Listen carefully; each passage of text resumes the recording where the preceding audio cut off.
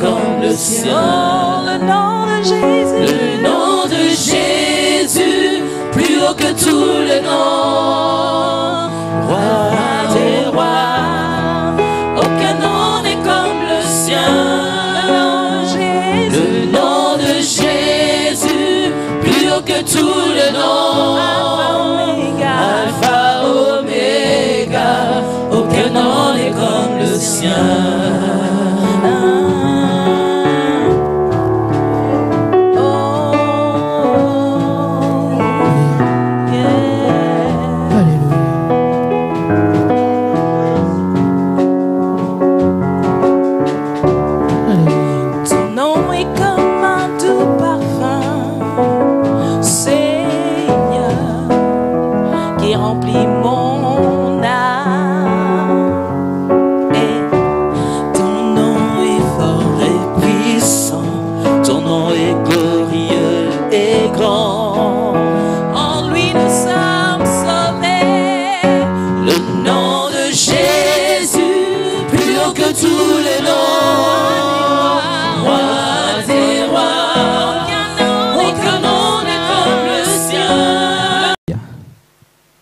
Alléluia.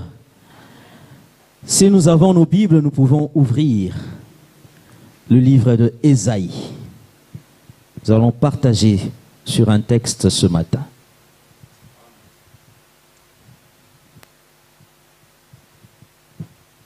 Ésaïe au chapitre, nous commençons au chapitre 8, le verset 23. Et nous allons aller le chapitre 9 jusqu'au verset 6. Amen. Nous avons trouvé. Je sais que l'habitude dans l'assemblée est de se lever pour pouvoir lire la parole du Seigneur et honorer notre Dieu qui est la parole faite chair.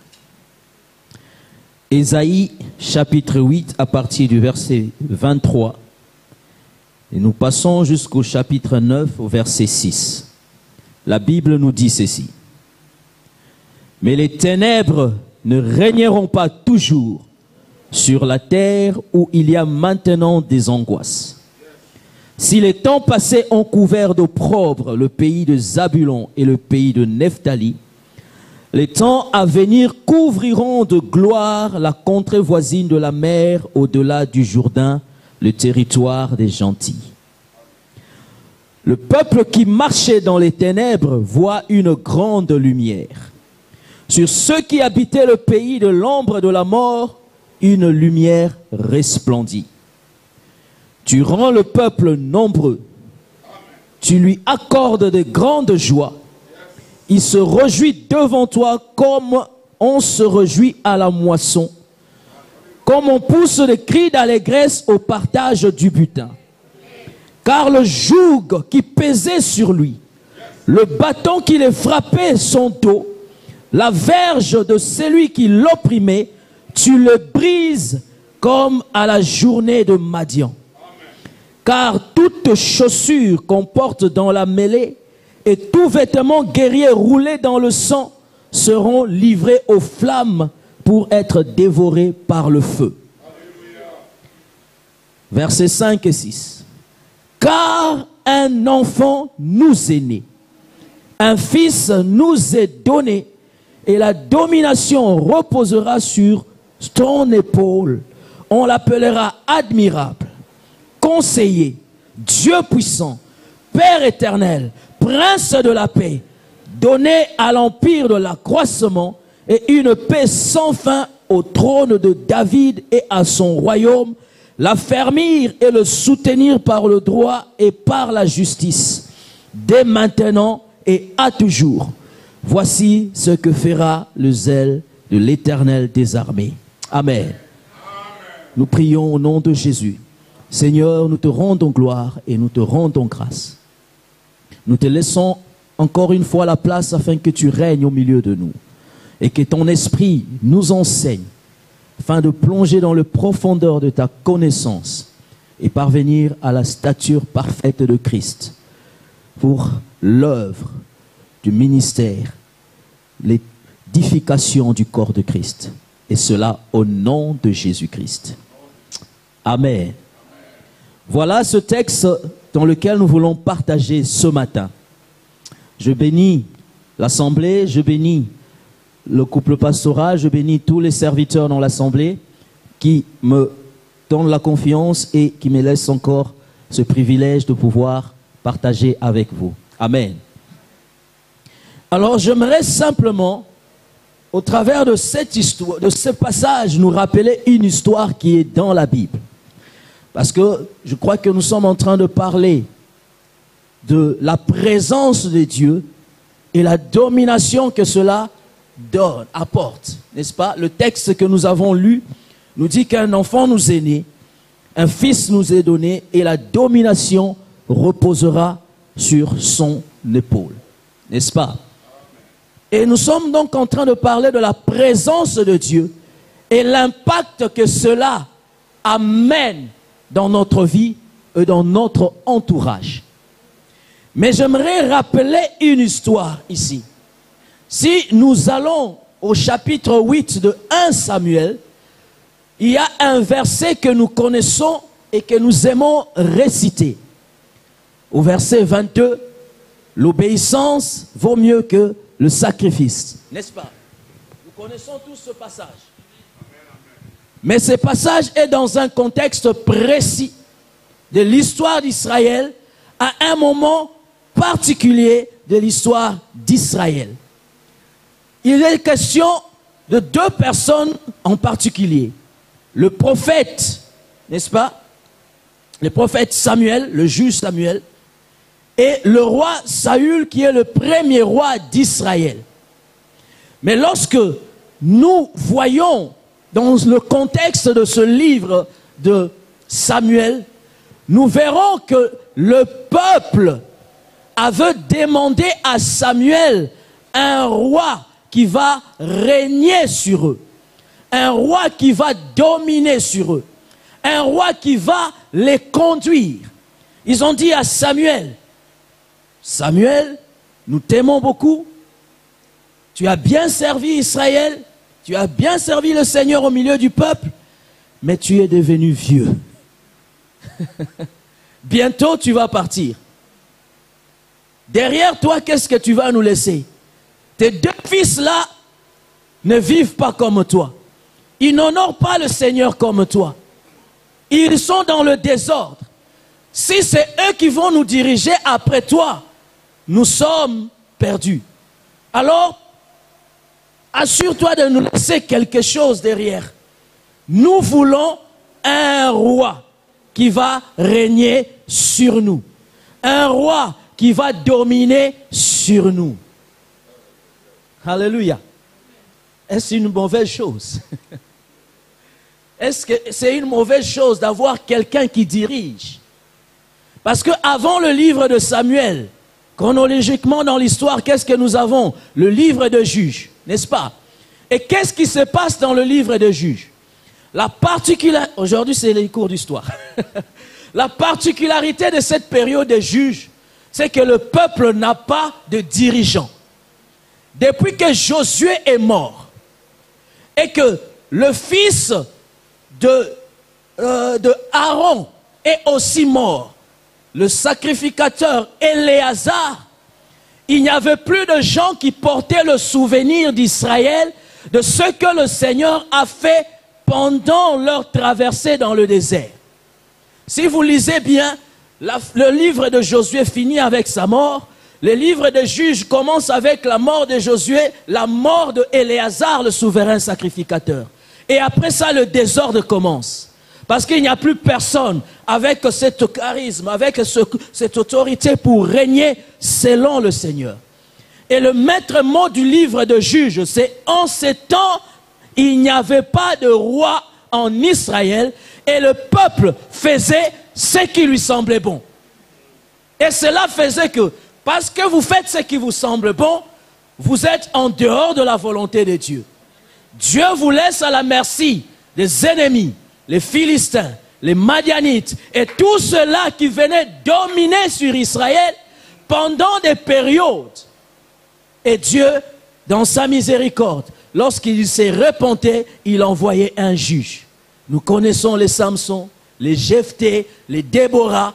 Tout cela apparaissait dans cette période où le peuple qui n'avait pas de roi désobéissait au Seigneur et l'ennemi venait dominer sur eux. Il venait régner sur eux parce qu'ils n'ont personne pour organiser leur peuple. Donc la demande des enfants d'Israël à Samuel paraissait normale et correcte.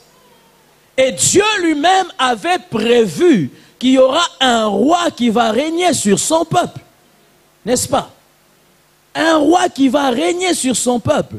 Et nous connaissons David qui est appelé l'homme selon le cœur de Dieu.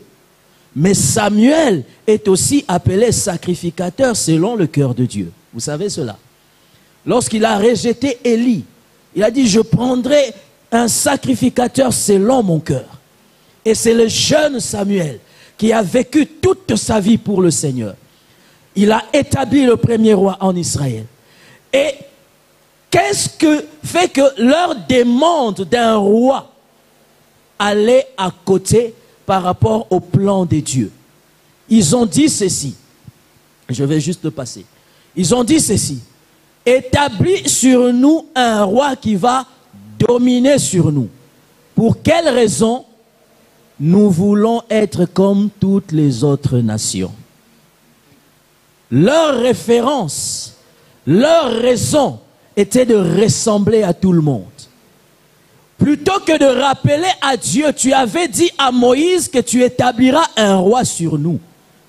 Ils ont demandé un roi non pas selon la promesse de Dieu, mais ils ont demandé un roi par rapport à la ressemblance à tout le monde. Et ce roi devra dominer sur nous. Ce roi va faire quoi? Il va marcher à notre tête. Ça semble bizarre même cette expression-là. Marcher sur notre tête. C'est-à-dire qu'il va être le chef, vraiment le grand chef au-dessus de nous. Le grand chef. Il va diriger nos armées. Il va conduire nos guerres. Parce que dans leur tête, ils veulent toujours se battre. Alors que Dieu, dans sa pensée, la terre promise sera une terre de paix. Une terre de paix. Mais eux, ils veulent un roi qui va continuer à se battre, se battre, se battre. Amener une domination, un règne qui est en dehors du principe de Dieu. Alors le thème d'aujourd'hui, j'ai simplement appelé cela le règne du roi. Le règne du roi. Parce que nous voulons et nous aimons régner. Nous voulons et nous aimons dominer. Seulement, il y a des principes qui font que ta manière de faire est en dehors de ce que Dieu a établi. Et nous allons nous concentrer sur les deux derniers versets que nous avons lus. Ésaïe, chapitre 9, verset 5 et verset 6. Pour ressortir quelques notions qui amènent réellement le règne de Dieu en nous et dans notre entourage. Alléluia. Il est question dans ce passage de Jésus-Christ, n'est-ce pas? Nous avons commencé au chapitre 8 en disant que les ténèbres ne régneront pas toujours. Les désordres, la domination, le malheur ne régnera pas toujours. Pourquoi? Parce que un fils nous est donné. Un enfant nous est né. Avant lui, rappelez-vous cette histoire que je viens de dire. Avant David, il n'y a pas de réel, de vrai roi. N'est-ce pas? Lorsque eux ils demandent ce roi à Samuel, il leur donne ses avertissements. Il dit, le roi que vous demandez, avec le critère que vous présentez, il va réellement dominer sur vous. Je vous laisserai le devoir d'aller lire ces chapitres. Il dit ceci, il prendra vos fils, il en fera ses esclaves. Il prendra vos filles, elles deviendront ses servantes. Il va prendre vos champs et devenir sa propriété. les critères que vous avez présentés vont se retourner contre vous. Parce que ce ne sont pas des principes divins pour régner. Amen. Et donc, quand il demande un roi, et avant que David vienne réellement régner sur Israël, le désordre est toujours là. La terreur est toujours là. Parfois, des famines sont toujours là. Mais lorsque ce passage dit, un enfant nous est né, un fils nous est donné, c'est pour mettre fin à la domination de l'ennemi et aux ténèbres qui régnaient avant que lui vienne. Il vient arrêter cela. Juste une parenthèse, ce que Paul est en train de dire dans 1 Corinthiens 15. Il dit, mort, où est ton aiguillon? Mort, où est ta force? L'aiguillon de la mort, c'est le péché. La force du péché, c'est la loi. La loi dit que quand tu brises cette loi, tu as péché. Et quand tu as péché, la mort se présente. Il dit, c'est toi qui m'as invité. Parce que tu as brisé la loi, tu as ouvert la porte. Moi, je peux venir. Je peux entrer parce que tu as ouvert. Je n'ai rien forcé.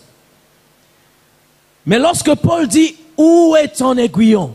Pourquoi? Parce que Jésus a vaincu les trois choses. Jésus a vaincu la mort. Il a vaincu le péché. Il a vaincu et accompli la loi. Rien ne pouvait le retenir dans la tombe. Parce que ce qui donnait la force à la mort n'a pas été trouvé en lui. Pour que la mort règne en lui, il fallait que le péché soit là. Et pour que le péché soit là, il fallait que Jésus désobéisse et détruise la loi. Or, il a accompli pleinement la loi. Il est sans péché et la mort ne peut le retenir. Il a vaincu la mort. Alléluia. Et donc, c'est pour cela qu'il est là. Il est venu pour arrêter les ténèbres qui régnaient sur nous. Amen. Alors, voyons ces quelques principes qui amènent le règne. En lisant simplement le texte que nous avons ici, le verset 6, il dit, donnez à l'empire de l'accroissement. Amen. Lorsque le véritable règne est là, il y a la croissance. Parce que cela implique qu'il y a une protection. Il y a une couverture. Que l'ennemi au dehors n'a plus d'accès. Le voleur ne sait plus entrer pour voler, égorger, dérober, détruire. Toutes ces portes, ces fenêtres, ces trous de souris sont fermés, colmatés. Il a tout fermé. Et quand on fait une protection, cela permet une croissance intérieure. Ceux qui ont étudié l'économie, ceux qui ont étudié un peu les lois des pays, quand il y a la sécurité dans le pays, l'économie s'élève. L'économie s'élève. Le panier de la ménagère aussi s'élève. Il apporte l'accroissement à l'empire. Il fait que ce qui était petit devienne grand. Et ce qui était grand ne puisse pas mépriser ce qui était petit. Il amène réellement cette croissance. Et cette croissance, il dit, demeure. Nous allons nous rappeler de la vision dans le livre de Daniel. La vision que le roi a vue de cette grande statue. Une grande statue, la tête en or, les pieds avec de la pierre et de la boue mélangée. N'est-ce pas? Une grande statue, mais qui a été détruite avec une petite pierre qui est tombée de la montagne, sans le soutien d'une quelconque force.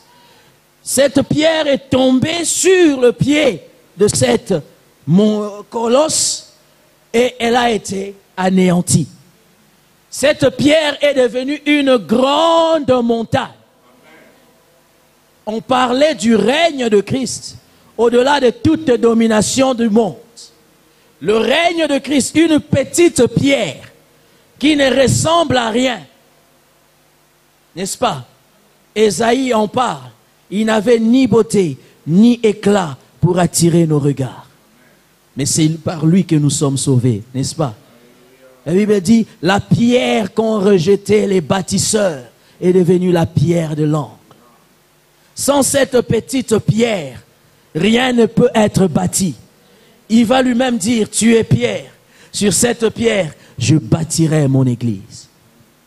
La pierre de la connaissance, de la révélation de qui est Jésus-Christ. C'était ça le contexte de cette histoire.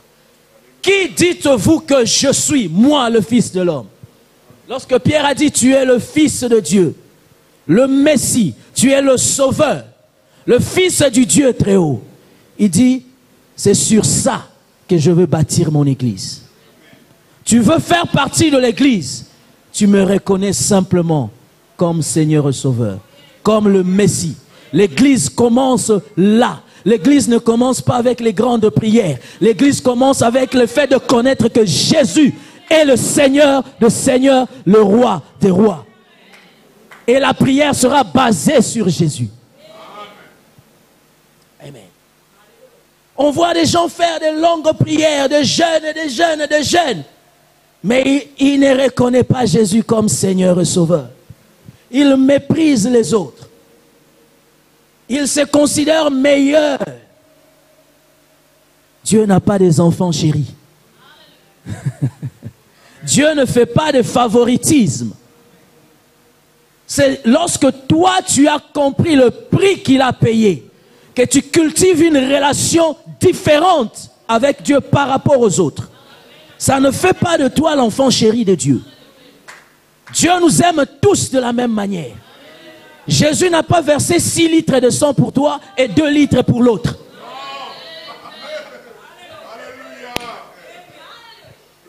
Amen. Il nous aime de la même manière. Quand Christ est mort à la croix, tu n'étais pas encore né. On ne savait même pas que tu existerais. Dieu nous aime de la même manière. Et dans cet amour, il veut nous donner de l'accroissement. Il veut nous élever. Il veut cette élévation. Ça me rappelle ce texte.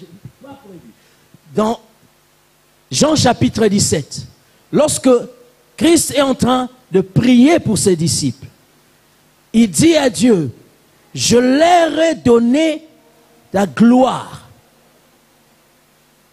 Non pas pour qu'ils dominent, non pas pour qu'ils règnent, non pas pour qu'ils écrasent. Il dit, je leur ai donné ta gloire, afin qu'ils soient un. Comme toi et moi, nous sommes un. Toi et moi, nous sommes un. La gloire de Dieu est dans l'unité. C'est ça qui fait la grandeur. C'est ça la vraie élévation. Quand nous savons rester humbles et unis. Jésus-Christ, le Fils de Dieu, le Roi des rois, il se dépouille de sa gloire. Il n'est pas venu sur terre avec des chars. Il est venu sur terre simplement. Et il entre à Jérusalem comme un roi, mais pas sur un cheval blanc. Sur un âne.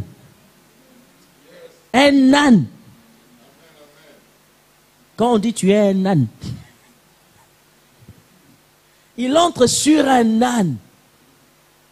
Parfois on l'appelle un animal bête et têtu. C'est sur ça que Jésus est entré. Parce que ce n'est pas un animal symbole de gloire, mais le cheval est un symbole de puissance, de force, de gloire. lorsqu'on voit comment la Bible est en train de détailler le muscle du cheval, qui court au son de la trompette, qui se lance dans la bataille sans reculer. Vous voyez, vous avez déjà vu un cheval dans la rue? On dirait un Terminator. C'est un animal costaud. Mais Jésus va prendre un bête âne. Parce que la gloire, selon Dieu, n'est pas dans les grandes choses. Même dans les petites. C'est pourquoi Samuel va dire à Saül, l'obéissance vaut mieux que le sacrifice. Dieu te dit, fais une seule chose. Tu ne le fais pas et tu vas faire 10 pour Dieu. Tu es désobéissant. Tu es un rebelle. Mais je fais ça pour Dieu. Il ne t'a pas demandé ça. La seule chose qu'il t'a demandé, tu ne veux pas le faire. C'est de l'orgueil.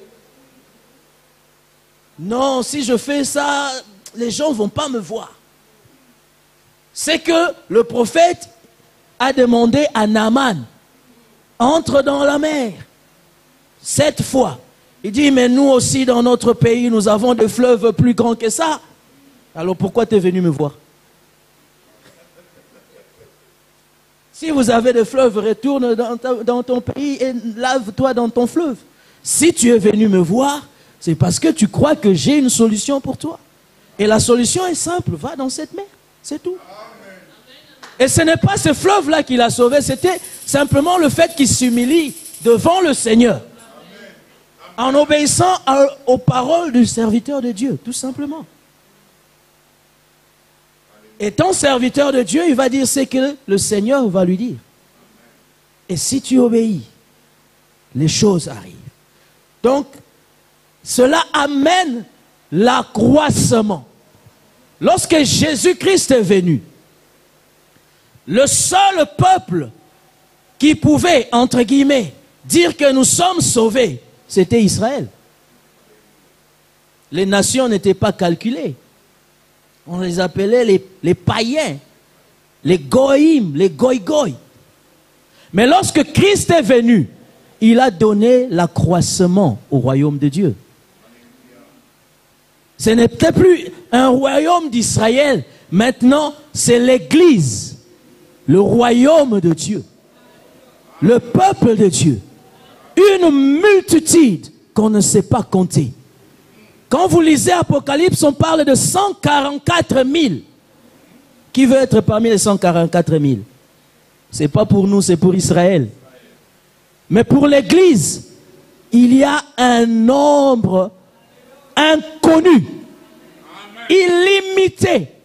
C'est sans fin parce que en Jésus-Christ, l'accroissement par le salut a été manifesté. Alors lorsque toi tu veux régner, la présence de Dieu en toi, cela doit te conduire à faire que les autres grandissent de même. Lorsque tu établis cette influence de Dieu autour de toi, il faut que ceux-là qui sont à ton contact changent, grandissent. S'ils sont païens qui reçoivent le Seigneur, s'ils ne veulent pas recevoir le Seigneur, ils auront affaire à Dieu lui-même. Mais lorsqu'ils ont cru au Seigneur, tu vas voir qu'ils vont s'attacher à toi. Ils vont chercher à grandir. Et là, tu sauras que tu as une influence. Ce ne sera pas une domination sur laquelle tu es en train d'écraser quelqu'un. Mais ce sera une influence qui élève une autre personne pour le faire ressembler à Christ. Ça, ce sont les principes du règne de Dieu.